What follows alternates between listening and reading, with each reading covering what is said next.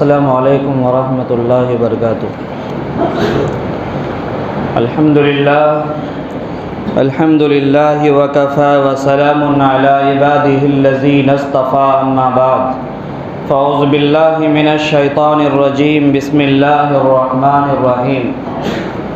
یا ایہا الذین آمنوا کتب علیکم الصیام کما کتب علی الذین من قبلکم لعلکم تتقون۔ وقال النبی صلی اللہ علیہ وسلم من قام رمضان ایمانا واحتسابا غفر له ما تقدم من ذنبه او کما قال علیہ الصلاۃ والسلام۔ برادران اسلام، معزز سامعین کرام، ہم لوگ خوش نصیب ہیں کہ اللہ تبارک تعالیٰ نے اس ماہ برکت اور مقدس میں دوسرا جمعہ بھی عطا فرما دیا ہے۔ اللہ تعالیٰ جتنا موقع ہم سب کو دے رہے ہیں، یہ اللہ تعالیٰ کی ہم سب پر احسان ہے۔ نہ ہم نے اللہ سے کبھی مانگا تھا، نہ ہمارا اللہ پر کوئی حق ہے۔ اللہ کا ہم پر احسان ہے اور اللہ کا ہم سب پر حق ہے، اور وہ حق یہ ہے کہ ہم اللہ کی بندگی کریں، ہم اللہ کی بندگی کریں۔ اسی لیے گاہے بگاہے موسموں کے اندر، مہینوں کے اندر اللہ تعالیٰ ایسے قیمتی ساعات ہمارے لیے متعین کر دیے ہیں کہ جس میں اگر ہم اللہ کی بندگی کریں، عبادت کریں، تو دوسرے ساعات اور دوسرے مہینے میں عبادت کرنے سے بڑھ چڑھ کر اللہ تعالیٰ ہمیں ثواب عطا فرما دیتے ہیں۔ اسی میں سے ایک مبارک مہینہ رمضان المبارک کا مہینہ ہے۔ یہ بہت ہی پاک پوتر مہینہ ہے، جس مہینہ کا اول عشرہ رحمت کہلاتا ہے، اور دوسرا مغفرت کہلاتا ہے، اور تیسرا نجات فی النار یعنی جہنم سے آزادی کہلاتا ہے۔ جو بہت نیک ہے، اللہ تعالیٰ پہلے عشرہ میں اس کو معاف کر دیتے ہیں اگر کوئی کمی کوتاہی ہوتی، اور جو اس کے بعد گنہگار ہیں اللہ تعالیٰ دوسرے عشرہ میں ان کی بخشش فرما دیتے ہیں، ان کو معاف فرما دیتے ہیں۔ اور جو بہت زیادہ گنہگار ہے، صغیرہ گناہ کبیرہ گناہ کا انبار لگا ہوا ہے، اللہ تعالیٰ آخری عشرہ میں اس کی بھی بخشش فرما دیتے ہیں۔ لیکن بخشش تب جب کہ ہم رمضان المبارک کا احترام کریں اور اس میں جو ہمارے اوپر احکام دیے گئے ہیں اس احکام کا کما حقہ ہم ادا کریں، تب جا کر کے اللہ کیا کریں گے؟ ہمارے گناہوں کو معاف فرما دیں گے۔ دیکھیے، اللہ تعالیٰ طاہر ہے، اللہ پاک ہے، اور اللہ پاکی کو پسند کرتا ہے۔ اگر ہمارا کپڑا ناپاک ہو جائے، گندا ہو جائے، تو ہم اس کو کیا کرتے ہیں؟ ہم اس کو صاف کرتے ہیں، صابن لگاتے ہیں، پھر 3 پانی سے نچوڑ کر کے اس کو صاف کرتے ہیں تو وہ پاک ہو جاتا ہے۔ ایسے ہی ہمارے جسم کے اوپر اگر کتا لعاب لگا دے، تھوک لگا دے، تو کپڑا ہمارا ناپاک ہو جاتا ہے۔ ایسے ہی پیشاب لگ جائے یا نجاست لگ جائے، گندگی لگ جائے، تو کپڑا کو 3 پانی سے صاف کیا جاتا ہے۔ ایسے ہی برتن میں بلی منہ ڈال دے یا کتا منہ ڈال دے تو اس کو 7 مرتبہ کھنگال کر مٹی سے اور صابن سے صاف کیا جاتا ہے تو برتن پاک صاف ہو جاتا ہے۔ ایسے ہی اللہ تبارک تعالیٰ نے ہم سب پر رمضان المبارک کا مہینہ عطا فرمایا ہے کہ ہمارے دل کے اندر جو گندگی ہے، جو کیجلی لگ گیا ہے، جو کالا دھبا لگ گیا ہے، اس دھبا کو صاف کرنے کے لیے اللہ نے یہ ماہ مبارک عطا فرمایا ہے۔ اور اللہ نے فرمایا یا ایھا الذین آمنوا کتب علیکم الصیام کما کتب علی الذین من قبلکم لعلکم تتقون، اے ایمان والو تم پر روزہ فرض کیا گیا جیسا کہ پہلی امتیوں پر فرض کیا گیا تھا۔ مقصد کیا ہے؟ لعلکم تتقون، تاکہ تم متقی بن جاؤ، پاک پوتر صاف شفاف زندگی گزارنے لگو اور تمہارے دل سے گندگی ختم ہو جائے۔ یہ مقصد ہے اللہ تعالیٰ کا یہ مہینہ عطا فرمانے کا۔ تو ہم سب یہ عزم کریں اور کامل طور پر اللہ سے یہ معاہدہ کر لیں کہ اسی مہینہ میں ہمیں اپنی بخشش کرا لینا ہے، اسی مہینہ میں ہمیں اپنی بخشش کرا لینا ہے۔ اگلا رمضان کس کا آئے گا اور کس کا نہیں آئے گا کوئی نہیں جانتا ہے۔ اگلا رمضان ہمیں میسر ہوگا کہ نہیں ہوگا وہ ہمیں پتہ نہیں ہے، کیونکہ پچھلے رمضان میں بہت سارے لوگ ایسے تھے جو اس رمضان کا خواب بھی دیکھتے تھے اور ان کو ارادہ بھی تھا کہ اگلا رمضان ملے گا تو ہم اللہ تعالیٰ کے سامنے روئیں گے، گڑ گڑائیں گے، ہم تسبیحات کی پابندی کریں گے، ہم تہجد پڑھیں گے، ہم اشراق کی نماز پڑھیں گے، ہم پابندی سے نماز کی پابندی کریں گے، اور اس کے بعد رات میں ہم ضرور تراویح کی نماز پڑھیں گے، روزہ رکھیں گے اور اللہ کے سامنے رو رو کر اپنے گناہ کو معاف کروا لیں گے۔ لیکن آج وہ اس مہینہ میں موجود نہیں ہے۔ تو اگلا مہینہ کس کو ملے گا کس کو نہیں ملے گا کسی کو خبر نہیں ہے۔ اس لیے حضور پاک صلی اللہ علیہ وسلم نے فرمایا کہ ہر دن کو آخری دن سمجھو، ہر رات کو آخری رات سمجھو۔ ہو سکتا ہے رات میں سوئے اور سوتے سوتے رہ جائے، دوبارہ بیدار نہ ہو سکے۔ ہو سکتا ہے دن کے بعد جس طرح سے سورج ڈھلتا ہے اور اندھیرا آ جاتا ہے، ایسے ہی ہماری زندگی کی سورج کہیں ڈھل نہ جائے، اور اس کے بعد جس طرح سے کتنے لوگوں کو کندھے پر سوار کر کے ہم نے قبر میں جا کر دفن کر دیا ہے، ہمیں بھی کہیں کوئی جا کر کے قبر میں دفن نہ کر دے، پھر ہماری زندگی بھی ختم ہو جائے گی، ہماری زندگی بھی ختم ہو جائے گی۔ تو اس لیے آخرت کی تیاری اسی مہینہ میں ہم سب کو کرنا ہے، اور اپنی بخشش اسی مہینہ میں ہم سب کو کرا لینا ہے۔ پاک پوتر زندگی اسی مہینہ سے عزم کرنا ہے کہ ہم ایک دم صاف شفاف زندگی گزاریں گے، ہو نہ ہو کل ہمیں زندگی ملے یا نہ ملے۔ اسی لیے اللہ تعالیٰ نے یہ ماہ مبارک ہم سب کو عطا فرمایا ہے لعلکم تتقون، تاکہ تم متقی بن جاؤ، پرہیزگار بن جاؤ۔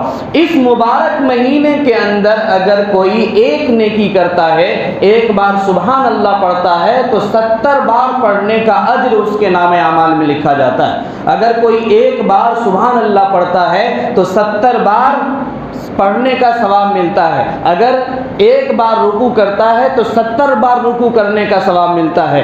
ایک بار سجدہ کرتا ہے تو 70 بار سجدہ کرنے کا ثواب ملتا ہے۔ ایک نیکی کو اللہ بڑھا کر 70 کر دیتے ہیں۔ یہ اتنا برکت والا مہینہ اور اضافہ مضاعفہ بڑھا چڑھا کر حصہ دینے والا مہینہ ہے۔ یہ مہینہ بھی اگر ہماری ایسے ہی ضائع ہو جائے تو اس سے بڑی بدقسمتی اور اس سے زیادہ محرومی کی بات اور کیا ہو سکتی ہے۔ اللہ کے نبی صلی اللہ علیہ وسلم نے فرمایا کہ ہلاک و برباد ہو وہ شخص جس کے سامنے رمضان کا مبارک مہینہ آئے اور اپنی وہ بخشش نہ کرا لے۔ رمضان کا مہینہ آئے اور وہ اپنی بخشش نہ کرا لے، ایسے لوگ ہلاکت و برباد ہو جائے، تباہ ہو جائے۔ یہ بد دعا کون کیا ہے؟ یہ جبرائیل امین نے کیا ہے۔ 3 بد دعائیں کی تھی۔ حضرت کعب بن عجرہ رضی اللہ تعالیٰ عنہ راوی ہے، وہ کہتے ہیں آپ صلی اللہ علیہ وسلم ایک بار ہم سب کو کہا کہ اے صحابہ کی جماعت ممبر کے قریب آ جاؤ۔ ہم لوگ ممبر کے قریب آ گئے۔ آپ نے پہلی سیڑھی پر قدم رکھا تو فرمایا آمین، دوسری سیڑھی پر قدم رکھا تو فرمایا آمین، تیسری سیڑھی پر قدم رکھا تو فرمایا آمین۔ حضرت عجرہ فرماتے ہیں کہ ہم نے سوال کیا یا رسول اللہ، آج سے پہلے یہ کام ہم نے کبھی نہیں دیکھا اور کبھی نہیں سنا، آج آج آپ نے 3 مرتبہ بغیر کسی سے بات کیے ہوئے آمین کہا ہے، اس کی وجہ کیا، حقیقت کیا ہے؟ شہنشاہ کونین جناب محمد رسول اللہ صلی اللہ علیہ وسلم نے فرمایا کہ اے صحابہ کی جماعت، جب میں نے پہلی سیڑھی پر قدم رکھا تو جبرائیل امین نے آ کر کے کہا ہلاک و برباد ہو جائے وہ شخص جس کے سامنے رمضان کا مہینہ آئے اور وہ اپنی بخشش نہ کرا لے۔ اور اس کے بعد جب دوسری سیڑھی پر میں نے قدم رکھا تو فرشتہ جبرائیل امین نے کہا کہ ہلاک و برباد ہو جائے وہ شخص جس کے سامنے محمد صلی اللہ علیہ وسلم کا نام آئے اور وہ اس پر درود نہ بھیجے، یعنی صلی اللہ علیہ وسلم نہ کہے، ایسے آدمی کے لیے ہلاکت و بربادی ہے۔ اور تیسری بد دعا جبرائیل امین نے کی اور کہا کہ ہلاک و برباد ہو جائے وہ شخص جس کے سامنے ماں باپ موجود ہو یا ماں باپ میں سے کوئی ایک موجود ہو اور اس کی خدمت کر کے جنت کا مستحق وہ اپنے آپ کو نہ بنا لے یا ماں باپ کو جنت کا مستحق نہ بنا لے۔ تو یہ 3 بد دعا جبرائیل امین نے کی اور اس پر آمین ہم سب کے سرکار جناب محمد رسول اللہ صلی اللہ علیہ وسلم نے کہی ہے۔ تو ایک تو جبرائیل امین کی بد دعا کرنا یہی کافی تھا، اور اس پر ہم سب کے نبی جو اللہ کا سب سے محبوب نبی ہے حضرت محمد مصطفیٰ صلی اللہ علیہ وسلم، انہوں نے اس پر آمین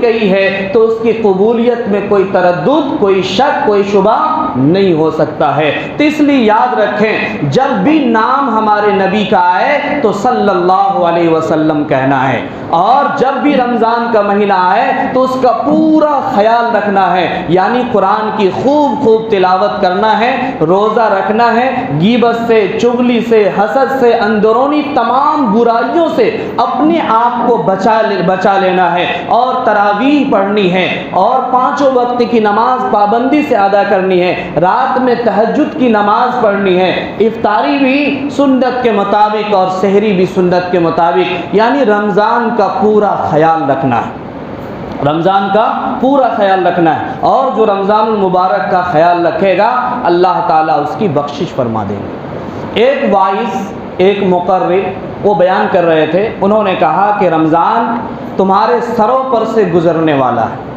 رمضان تمہارے سروں پر سے گزرنے والا ہے۔ ان کے سامنے میں ایک آدمی بیٹھا ہوا تھا، وہ اپنے سر پر ہاتھ رکھ کے آخری بیان تک ہاتھ لیے ہوا تھا سر پر، اور وہ دیکھ رہا تھا کہ میرے سر پر سے رمضان کیسے گزرتا ہے۔ ایک شخص سے کہا، مقرر نے کہا کہ دیکھو رمضان آ رہا ہے اور اس میں تم کو صبح سے شام تک بھوکا رہنا ہے، صبح سے شام تک بیوی سے الگ رہنا ہے، یعنی جماع سے بچنا ہے، کھانے پینے سے بچنا ہے، بھوکا رہنا ہے۔ تو وہ شخص ان کو کچھ سمجھ میں آیا نہیں، پکا نچڑ جاہل تھا، وہ بستی کے کونا پر جا کر کے لاٹھی لے کر کے کھڑا ہو گیا، اور مہینہ تک وہ انتظار کر رہا تھا کہ کون ہے جس کا نام رمضان ہے، اس کا ہم انتقام لیں گے۔ آخر میں ایک آدمی سنجوگ سے مل گیا، ان سے پوچھا تمہارا نام کیا ہے؟ تو کہا کہ میرا نام رمضان ہے۔ بس اس کو ڈنڈا برسانا شروع کر دیا۔ پوچھا کہ بھائی کیوں مار رہے ہو؟ کہا کہ رمضان تم ہی نہ آ رہے ہو، ہم کو بھوکا رہنا پڑے گا، اس لیے جو ہے ہم تم کو مار رہے ہیں۔ کہا کہ بھائی میرا نام رمضان ہے، رمضان مہینہ کا نام ہے، یہ مہینہ ہے۔ تو بہرحال ایسی غفلت اور لاپرواہی میں ہمارا وقت نہ گزر جائے کہ نہ کبھی قرآن سے بھیٹ ہو، نہ کبھی تراویح سے بھیٹ ہو، نہ نماز سے بھیٹ ہو۔ بس جس طرح سے ایسے ہی دوسرے مہینے میں غفلت و لاپرواہی سے گزر گئی، ایسے یہ مہینہ بھی گزر جائے، یہ بڑی بدنصیبی کی بات ہے، یہ بڑی بدنصیبی کی بات ہے۔ اس لیے اس مہینہ میں تمام کام ہم سب کو کرنا ہے۔ آپ کو یہ بتایا گیا تھا کہ رمضان المبارک میں جو اہم مسائل ہے، ایک تو یہ بتایا گیا تھا کہ جو آدمی روزہ رکھنے کی استطاعت نہیں رکھتا ہے، بیمار ہے یا سفر میں ہے، ایسا سفر جس میں سحری نہ مل پائے، بڑی مشقت والا سفر ہے، تو ایسے لوگ کے لیے اللہ نے رخصت دیا ہے، اور ان کو کہا گیا ہے کہ اگلے مہینہ یعنی رمضان کے بعد جا کر کے وہ قضا کر لیں گے۔ ایک مسئلہ یہ، اور دوسرا مسئلہ یہ ہے کہ ایسا بیمار جو لامحدود بیماری میں مرض میں مبتلا ہے، اللہ ہم سب کو بچا کر کے رکھے، لامحدود بیماری میں وہ مبتلا ہے، اس سے افاقہ نہیں مل سکتا ہے، ڈاکٹر ماہر ڈاکٹر نے کہہ دیا ہے کہ اب آپ اسی مرض میں رہیں گے، آپ کو کسی بھی طرح سے روزہ نہیں رکھنا ہے، تو ایسی صورت میں اس کے لیے یہ ہے کہ ہر روزہ کے بدلے میں ایک فدیہ ادا کریں گے، ہر روزہ کے بدلے میں ایک فدیہ ادا کریں گے۔ فدیہ کیا ہے؟ فدیہ ہے صدقۃ الفطر۔ صدقۃ الفطر کی رقم امارت شریعہ نے اس سال 60 روپیہ باندھا ہے۔ تو 60 روپیہ چونکہ غریب مسکین کے حق میں فائدہ ہو 2-4 روپیہ، اس لیے 60 روپیہ کیا گیا ہے۔ ویسے 50-55 میں بھی کام چل جائے گا، لیکن چونکہ 2-4 روپیہ اگر بڑھ جائے تو ہمارے لیے کوئی نقصان کا گھاٹا نہیں ہے، کیونکہ 1 روپیہ خرچ کریں گے 70 ملے گا، ہمارے لیے یہ جمع ہے۔ تو اس مہینے کے اندر یہ 2 اہم مسئلہ تھا جس میں اکثر لوگ کنفیوز رہتے ہیں۔ اکثر لوگوں کو پریشانی ہو جاتی ہے کہ ہم کیا کریں کیا نہ کریں، روزہ نہیں رکھ پائے ہیں اور آگے رکھ بھی نہیں پائیں گے تو روزہ کا جو گناہ ہے چھوڑنے کا اس کا کیا ہوگا۔ اب ایک مسئلہ اور، وہ مسئلہ یہ ہے کہ ایک آدمی ہٹا کٹا پہلوان ہے، تندرست ہے، صحت مند ہے، ہر اعتبار سے وہ فٹ ہے، روزہ رکھ سکتا ہے، ہلکا سا پیٹ میں درد، سر میں درد، ہلکا بخار لگ گیا، یہ چھوٹی چھوٹی چیزوں پر بہانہ بنانے والا نہیں ہے۔ یاد کیجئے قربانی صحابہ کرام کی، بدر کا میدان ہے، بھوکے پیاسے ہیں، تلوار 10-10 5-5 کلو وزنی تلوار ہے، جنگ بدر میں لڑ رہے ہیں اور وہ سب کے سب روزے دار ہیں۔ تو روزہ رکھ کر کے وہ اپنے جسم کو شہید کرنے کے لیے میدان بدر کے اندر انہوں نے ڈال دیا۔ ہمارے لیے کیا ہے، ہم لوگ چھوٹی چھوٹی چیزوں پر بہانہ بناتے ہیں کہ پیٹ میں بخار ہے، سر میں درد ہے، پیٹ میں درد ہے، سر میں درد ہے، بخار لگ گیا ہے، یہ ہو گیا وہ ہو گیا۔ رمضان کا مہینہ یہ بہانہ کرنے کے لیے نہیں ہے، یہ چھپ کر کے چائے پینے کے لیے نہیں ہے میرے بھائیوں، یہ مہینہ ڈر کا ہے، یہ مہینہ خوف کا ہے، یہ مہینہ اپنی نجات کرانے کا ہے، یہ مہینہ اللہ سے لینے کا ہے، یہ مہینہ رو کر دھو کر اللہ کے سامنے قرب حاصل کرنے کے لیے ہے۔ کیونکہ ایک روزے دار جب روزہ رکھ کر کے غسل خانہ میں جاتا ہے وہاں کوئی اس کو نہیں دیکھتا، شدت کی پیاس لگی ہوئی ہے، وہ چاہے تو 1-2 گھونٹ پانی پی سکتا ہے،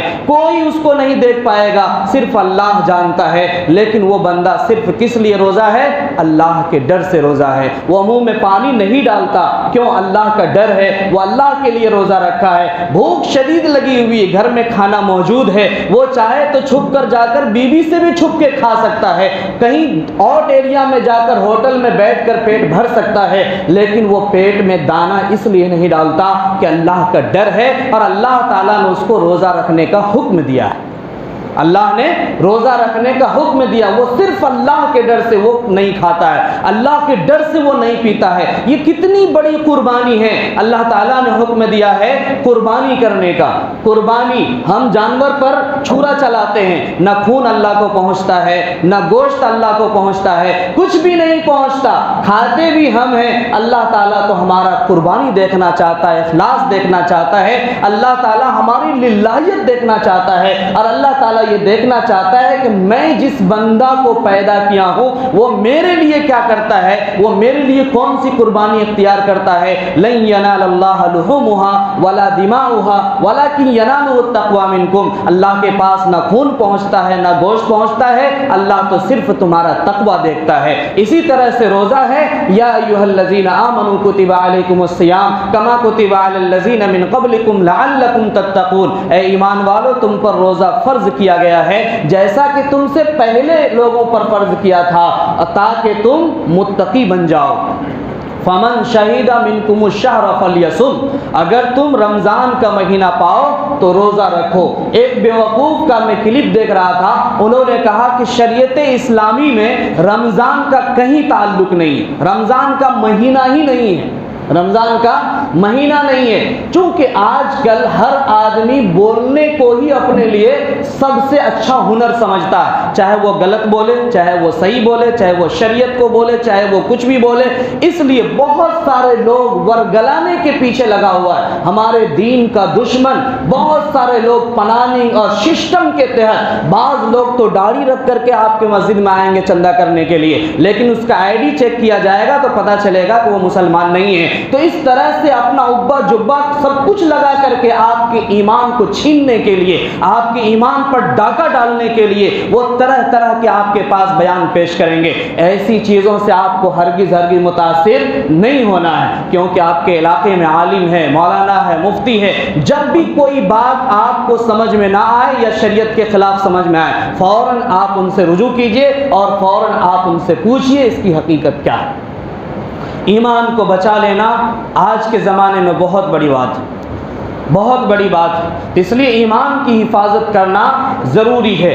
ایک بات اور، وہ بات یہ ہے کہ رمضان المبارک میں ہم لوگ عام طور پر زکوٰۃ نکالتے ہیں، تو زکوٰۃ 4 چیزوں کا نکلے گا۔ نمبر 1 سونا، نمبر 2 چاندی، نمبر 3 اصل جو آپ کے پاس نقد مال ہے وہ پیسہ، اور نمبر 4 مال تجارت۔ یہ چاروں چیزوں میں زکوٰۃ نکلے گا۔ زکوٰۃ میں 7.5 تولہ سونا اگر آپ کے پاس ہے، یا 52.5 تولہ چاندی آپ کے پاس ہے، یا روپیہ آپ کے پاس آج کے زمانے کے حساب سے اگر آپ حساب کریں گے تو 30-35 ہزار روپیہ ہوتا ہے، اتنا روپیہ اگر آپ کے پاس ہے، یا مال تجارت اس قدر آپ کے پاس ہے، تو وہ تمام چیزوں میں زکوٰۃ آپ کے اوپر فرض ہوتا ہے۔ اور زکوٰۃ کیسے نکالنا ہے تو یاد رکھیے، چونکہ یہ مہینہ بہت ہی محترم مہینہ ہے، برکت والا مہینہ ہے۔ آپ کے پاس 1 لاکھ روپیہ ہے، اور یا 1 لاکھ کا مال تجارت ہے، یا 1 لاکھ کا سونا ہے، یا 1 لاکھ کا چاندی ہے، کچھ بھی ہو، 1 لاکھ پر 2500 روپیہ زکوٰۃ نکلتا ہے، 2.5%۔ 100 روپیہ میں کتنا؟ 2.5 روپیہ، تو 100 روپیہ میں ہی زکوٰۃ نہیں نکلے گا، بلکہ ایک مثال ہم دے رہے ہیں۔ 1 لاکھ روپیہ ہے تو 2.5 روپیہ اس میں زکوٰۃ نکلے گا۔ وہ زکوٰۃ کا مال آپ 2000 روپیہ جمعہ کے دن مسجد میں آ جائیے، اور مسجد میں آ کر کے آپ کے سامنے محصل ہے، آپ کے سامنے سفیر حضرات ہے، مختلف مدرسوں سے آتے ہیں، پورے رمضان کے اندر ہی جو مدرسے کے لیے کلیکشن ہوتا ہے پورا سال اس سے بچہ پڑھتا ہے، بچہ اس سے کھاتا ہے۔ یہ مدرسہ ہمارے دین کا قلعہ ہے۔ بعض لوگ ہمارے محصل حضرات کو حقارت کی نظر سے دیکھتے ہیں، بعض لوگ دکان بند کر لیتے ہیں، بعض لوگ دکان میں چھپ جاتے ہیں تاکہ یہ چندہ کرنے والے چلے جائے۔ یقین مانیے یہ مال آپ کا لینے کے لیے نہیں آ رہا ہے، یہ مال اللہ نے جو آپ پر فاسد اور گندے مال آپ کو دیا ہے، یعنی زکوٰۃ نکالنے کے لیے، وہ مال آپ کا نہیں بلکہ وہ مصرف کا ہے۔ وہ مصرف میں ہی آپ کا جائے گا تو آپ سود رہیں گے، آپ کی حفاظت ہوگی، آپ کے مال کا حفاظت ہوگا، آپ کی دکان کی حفاظت ہوگی۔ ورنہ ایک چھوٹا سا جھٹکا آیا، پتا چلا کہ لاکھ روپیہ آپریشن میں چلا گیا، اور طرح طرح سے پیسہ کہاں سے کہاں چلا جاتا ہے۔ ایک بار ہم نے دیکھا کہ ایک شیخ الحدیث صاحب ہمارے مسجد میں کلیکشن کرنے کے لیے آئے تھے، اور ایک آدمی ان کو کہا کہ آپ ہر بار آتے ہیں چندہ کرنے کے لیے، آپ کا کام اور کچھ بھی نہیں ہے۔ جب ہم لوگ افطاری کر لیے تو افطاری کرنے کے بعد وہ بیٹھ گئے، کہا امام صاحب ہمیں چائے بنا کر چائے پلائیے۔ ہم نے ان سے پوچھا کہ آپ کا تعلیمی معیار کہاں ہے، آپ کہاں سے آئے ہیں؟ تو انہوں نے ایک جگہ کا نام بتایا، اور انہوں نے کہا کہ میں شیخ الحدیث ہوں، تقریباً 15 سال سے میں بخاری شریف کا درس دیتا ہوں۔ اور ایک آدمی نے ہم کو اس طرح کی بات کہی کہ میرا دل چھلنی ہو گیا، پارا پارا ہو گیا، میں آج کے بعد آپ کے مسجد خدا کے واسطے نہیں آؤں گا۔ ہم نے کہا اس کے طرف سے میں معذرت چاہتا ہوں، آپ اس کو بھول جائیے۔ تو میرے بھائیوں، زکوٰۃ کا جو مال ہے وہ ہمارا آپ کا نہیں ہے، بلکہ وہ مال مصرف کا ہے۔ اللہ تعالیٰ نے جس کے لیے مصرف بنایا ہے، اگر اس مال کو آپ ادا کر دیں گے، دے دیں گے، تو میں اس مسجد میں اللہ کی قسم کھا کر کہتا ہوں اگلا سال آپ کا اگر 1 لاکھ روپیہ ہے تو 2 لاکھ آپ کا ہوگا، اگر 5 لاکھ ہے تو 10 لاکھ آپ کے پاس ہوگا۔ اگر آپ نے مال کا زکوٰۃ نہیں نکالا تو میں قسم کھا کر کہتا ہوں، اللہ تعالیٰ نے قرآن کے اندر فرمایا والذین یکنزون الذھب والفضہ ولا ينفقونها فی سبیل اللہ فبشرھم بعذاب علیم۔ جو مال کو جمع کر کر کے گن گن کے رکھتے ہیں، سونا چاندی کو جمع کر کر کے رکھتے ہیں، ایسے آدمی کے مال کو جہنم کی آگ میں ڈال دیا جائے گا، اور کالے سانپ کو جن کے سر کے اوپر آنکھ کے اوپر نوکتا ہوگا، وہ موٹا ہوگا، اس کے گردن میں لپیٹ دیا جائے گا۔ وہ مال اس کے گردن میں، اس سانپ کو گردن میں لپیٹنے کے بعد اس کی زبان میں وہ سانپ ڈنک مارے گا اور کہے گا انا کنزکا انا مالکا، میں تمہارا خزانہ ہوں، میں تمہارا مال ہوں، جس مال کو تم جمع کر کر کے رکھتے تھے۔ اور اس مال کو وَيْلٌ لِكُلِّ هُمَزَةٍ لُمَزَةٍ، الذی جمع مالا وعددا یحسب ان مالہ اخلدا کلا لینبذن فی الحطمہ وما ادراک ما الحطمہ نار اللہ الموقدۃ التی تطلع علی الافئدہ۔ اللہ تعالیٰ فرماتے ہیں جس مال کو تم جمع کر کے رکھتے ہو اور اللہ کے راستے میں اس مال کو خرچ نہیں کرتے ہو، اس مال کو حطمہ میں ڈالا جائے گا۔ حطمہ کہتے ہیں ایسی آگ کو جو توڑ پھوڑ کر جلا کر رکھ دے گی، اور وہ آگ کون سی ہے؟ نار اللہ الموقدہ، وہ اللہ کی جلائی ہوئی سلگائی ہوئی آگ ہے۔ التی تطلع علی الافئدہ، وہ آگ ایسی بھیانک اور خطرناک شعلہ مارنے والی ہے کہ جہاں جسم کے ظاہر کو وہ جلائے گی، سینہ کو پھاڑ کر دل کو بھی وہ جلائے گی، اندر ہڈی کو بھی وہ جلائے گی۔ ایسے آگ میں اس مال کو جو زکوٰۃ نکلنا چاہیے تھا زکوٰۃ نہیں نکالا، اس مال کو ڈالا جائے گا، اور زکوٰۃ نہ نکالنے والے اس کو بھی اس کے ساتھ جہنم میں ڈال دیا جائے گا۔ اس لیے بعض لوگ کہتے ہیں کہ ایک ہاتھ سے ہم زکوٰۃ دیں گے دوسرے ہاتھ کو دکھائی نہیں دے گا، تو میں آپ کو کہتا ہوں جس طرح سے نماز فرض ہے مسجد کے اندر جماعت کے ساتھ، ایسے ہی زکوٰۃ بھی فرض ہے دکھا کر کے آپ دیجیے۔ جیسے جماعت کے ساتھ نماز دکھا کر پڑھنا ضروری ہے، آپ صلی اللہ علیہ وسلم کے پاس ایک شخص نے آ کر کہا کہ فلاں آدمی گھر میں نماز پڑھتا ہے، مسجد میں نہیں آتا، جماعت سے نہیں پڑھتا ہے، تو آپ نے فرمایا کہ میرا دل چاہتا ہے کہ میں بلال کو حکم دوں کہ وہ لکڑیاں جمع کرے اور لکڑی میں آگ لگائے اور اس کو میں اس کے گھر جا کر کے میں جلا دوں، ان کا گھر میں جا کر کے جلا دوں۔ تو مسجد میں ہی جماعت کے ساتھ نماز پڑھنا ہے۔ ایسے ہی زکوٰۃ بھی فرض ہے، وہ دکھا کر ہی دینا ہے۔ آپ کے پاس مال ہے، یہاں محصل آتے، آپ مسجد میں آئیے، بیٹھ جائیے، آپ گوا کا سفر کیجئے، وہاں اکثر مساجد میں آپ دیکھیں گے لوگ بیگ لے کر کے آتا ہے، کسی کے بیگ میں 25,000، کسی میں 50,000، کسی میں 1 لاکھ، کسی میں 5 لاکھ، وہ مسجد میں بیٹھ جاتے۔ جتنے محصل ہے، کہیں کسی کا چندہ نہیں کرنا ہے، وہ اپنا مال فخر سے سب کو دیتا ہے، فخر سے دیتا ہے، اور وہ خوش ہو کر کے دیتا ہے کہ آپ میرا 2,000 لے لیجئے، 5,000 لے لیجئے، 10,000 لیجئے، کیونکہ وہ مال ان کا نہیں ہے۔ ابھی ہم سمراہی میں نماز پڑھ رہے تھے، رمضان سے 4-5 دن پہلے ایک آدمی آیا، وہ بلا کر کے اپنے یہاں لے گئے، انہوں نے کہا کہ حضرت ہم تقریباً 5 لاکھ روپیہ زکوٰۃ نکالتے ہیں، اللہ تعالیٰ نے صاحب ثروت بنایا ہے۔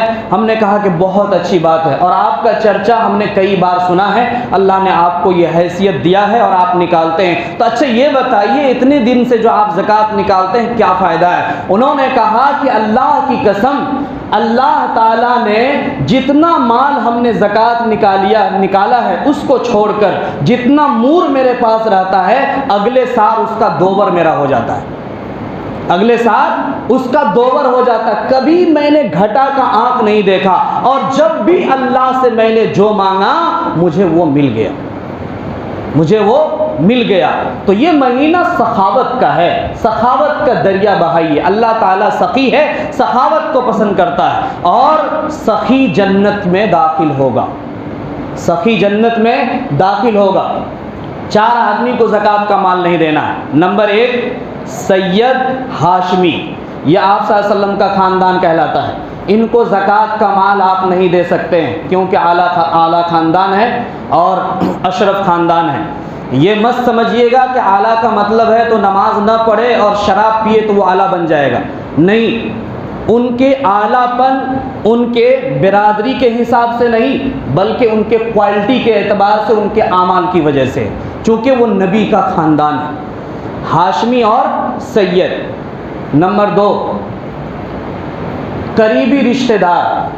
قریبی رشتہ دار کا مطلب ہوتا باپ، ماں، دادا، دادی، پردادا، پردادی اوپر تک، اور نسلی رشتہ دار یعنی نیچے بیٹا، بیٹی، پوتا، پوتی، نیچے تک لے لیجئے، نواسا، نواسے، ان کو آپ زکوٰۃ کا مال نہیں دے سکتے ہیں۔ قریبی تعلق، قریبی تعلق کا مطلب ہے کہ بیوی شوہر کو زکوٰۃ نہیں دے سکتی اور شوہر بیوی کو زکوٰۃ نہیں دے سکتا ہے۔ یہ 4 طرح کے لوگ ہیں جن کو زکوٰۃ نہیں دینا۔ آپ نے بہت سنا ہوگا زکوٰۃ فلاں فلاں کو دینا ہے، انما الصدقات للفقراء والمساکین والعاملین علیہا والمؤلفۃ قلوبہم وفی الرقاب والغارمین وفی سبیل اللہ وابن السبیل۔ فقیر کو دیجئے۔ فقیر کا مطلب ہے جو صاحب نصاب کا مالک نہیں، یعنی 35,000 روپیہ ان کے پاس نہیں ہے، وہ کمزور ہے، روزانہ مزدوری کرتا کھاتا ہے، آپ اس کو زکوٰۃ کا مال دے سکتے ہیں۔ مسکین ہے جس کے پاس کچھ بھی نہیں ہے، آپ ان کو زکوٰۃ کا مال دے سکتے ہیں۔ جو زکوٰۃ کا مال وصول کرتا ہے ان کو بھی آپ زکوٰۃ کا مال دے سکتے ہیں۔ مدرسہ کے لیے یا کوئی اور مصرف کے لیے تو ان کو آپ رسید میں دیتے ہی ہیں، اگر آپ کے پاس زیادہ ہے 2,000 ان کے ہاتھ میں تھما دے تو کوئی عیب کی بات نہیں ہے، یہ آپ کے لیے فخر کی بات ہے، کیونکہ وہ وصول کر رہے ہیں۔ ان کو گھر میں رہنا چاہیے تھا، ان کو نماز پڑھنا چاہیے تھا، ان کو تراویح میں شامل ہونا چاہیے تھا، وہ سب چیز پر قربانی دے کر کے وہ مدرسے کی حفاظت کے لیے اور مدرسے کی ترقی کے لیے وہ کیا کر رہے ہیں، گھر بار چھوڑ کر کے در در کی وہ کیا کرتے ہیں، در در جاتے ہیں اور طرح طرح سے جو ہے مشقتوں کو، پریشانیوں کو، سفر کے سارے تنگ دستیوں کو وہ برداشت کرتے ہیں، اس لیے ان کو بھی دے سکتے ہیں۔ اسی طرح سے اگر کوئی قید خانے میں ہے تو قیدی کو بھی چھڑانے کے لیے آپ زکوٰۃ کا مال دے سکتے ہیں۔ مسافر ہے، تنگ دست ہے، تنگ دست ہو گیا ہے، سفر کر رہا تھا، مال چھنا گیا، مجبور ہو گیا، ان کو بھی آپ زکوٰۃ کا مال دے سکتے ہیں۔ اسی طرح سے دلجوئی کرنے کے لیے تاکہ وہ ایمان میں داخل ہو جائے یا ایمان سے، اسلام سے وہ جڑ جائے، ایسے لوگ کو بھی زکوٰۃ کا مال دے سکتے ہیں۔ تو غیر مسلم کو زکوٰۃ کا مال دیں گے تو زکوٰۃ ادا نہیں ہوگا، غیر مسلم کو زکوٰۃ کا مال دینے سے زکوٰۃ ادا نہیں ہوگا۔ ہاں نفلی صدقات وغیرہ آپ دے سکتے ہیں، نفلی صدقات وغیرہ آپ دے سکتے ہیں۔ تو بہرحال یہ چند مسائل تھی جو آپ کے سامنے رکھا گیا ہے، اور جو باتیں ہیں ابھی چونکہ 3 جمعہ باقی ہے، انشاءاللہ تفصیل سے ساری باتیں آتی رہے گی۔ اللہ تبارک تعالیٰ سے دعا کیجئے اللہ تعالیٰ ہم سب کو کہنے سننے سے زیادہ عمل کرنے کی توفیق نصیب فرمائیں۔ جامعہ دارالمعارف سہسول پورنیہ سے حافظ نعیم الدین صاحب، جامعہ فاطمۃ الزہرا للبنات باغوان سے مولانا نظام الدین ندوی صاحب، جامعہ گلشن عائشہ ارریہ سے جناب افروز صاحب کلیکشن کرنے کے لیے آئے ہیں۔ اسی طرح سے گدی کے مشہور و معروف ادارہ سے حافظ صاحب تشریف لائے ہوئے ہیں، آپ حضرات سے گزارش ہے کہ بھرپور تعاون کریں گے۔ اللہ تعالیٰ آپ سب کو اجر عظیم عطا فرمائے۔